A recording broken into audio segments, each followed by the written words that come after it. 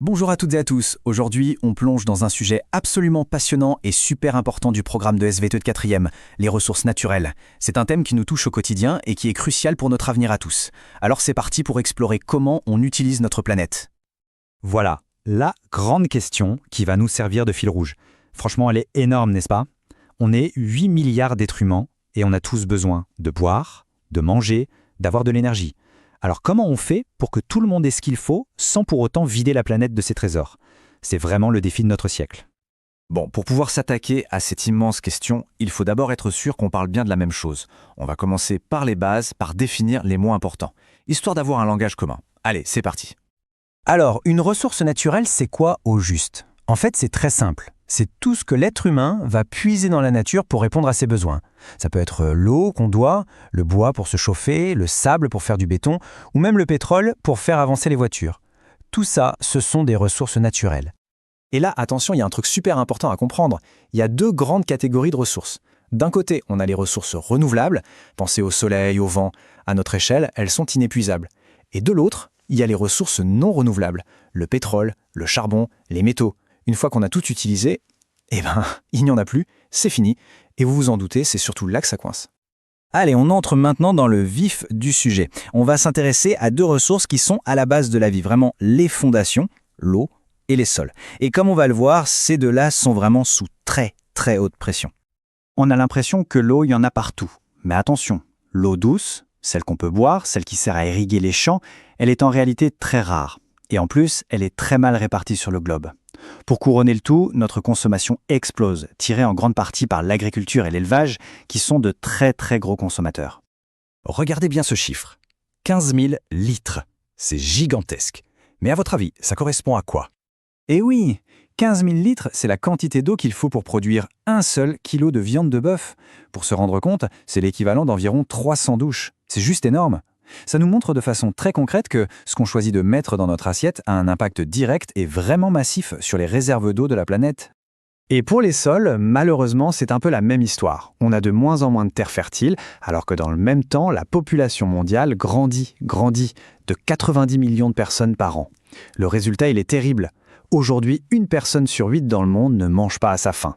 C'est un défi immense, surtout que nos sols, qui sont notre garde-manger, s'abîment à cause de nos activités. Bon, on a vu ce qui nous permettait de nous nourrir. Maintenant, on va s'intéresser à ce qui fait tourner nos sociétés modernes.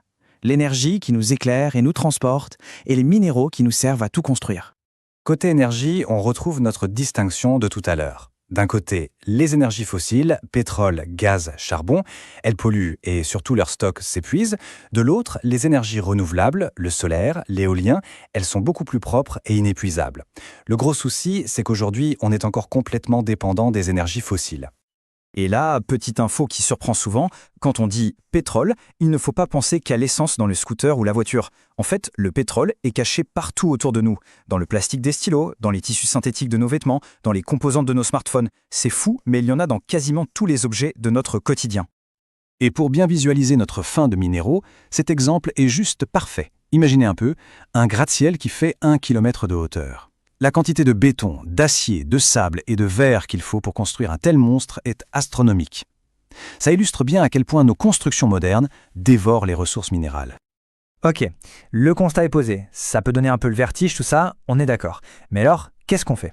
Eh bien, en science, et c'est ça qui est génial, on ne s'arrête jamais au constat. La première étape pour trouver des solutions, c'est d'analyser les faits. Voyons comment on peut raisonner en scientifique.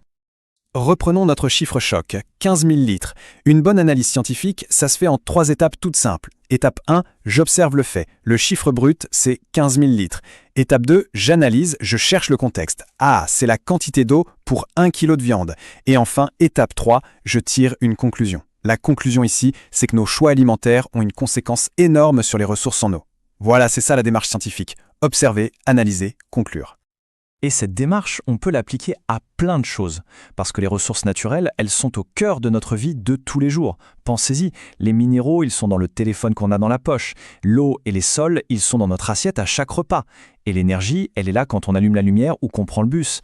Absolument tout est lié. Alors oui, la situation est complexe. Mais attention, le but ce n'est pas d'être pessimiste et de se dire que tout est fichu, bien au contraire. Gérer nos ressources plus intelligemment, c'est totalement possible. Des solutions existent. On peut lutter contre le gaspillage, mieux recycler et nettoyer l'eau, et bien sûr accélérer à fond sur les énergies renouvelables. C'est un grand projet de société pour protéger notre futur. Allez, on a vu énormément de choses, c'est le moment de faire une petite synthèse pour être sûr que les idées les plus importantes sont bien claires pour tout le monde. Voici le mémo SVT. Alors, qu'est-ce qu'il faut absolument retenir ? Premièrement, que les ressources naturelles, en particulier les non renouvelables, sont limitées. Deuxièmement, que nos besoins en eau, en nourriture et en énergie sont devenus immenses. Troisième point clé, l'exploitation de ces ressources a des conséquences, comme la pollution ou leur épuisement. Et donc, logiquement, le quatrième point, une gestion plus intelligente, plus raisonnée, est absolument indispensable pour l'avenir. Et on va finir sur cette question pour ouvrir la discussion. On a parlé de l'eau, des métaux, du pétrole, mais si finalement la plus grande de toutes nos ressources, la seule qui soit vraiment infinie et 100% renouvelable, c'était notre intelligence, notre créativité, notre capacité à inventer de nouvelles solutions. Je vous laisse réfléchir à ça. Voilà, notre exploration s'arrête ici pour aujourd'hui. Si cette présentation a permis de mieux comprendre ces grands enjeux, n'hésitez pas à laisser un petit pouce en l'air et à vous abonner pour ne rien rater des prochaines vidéos. Merci beaucoup et à très bientôt.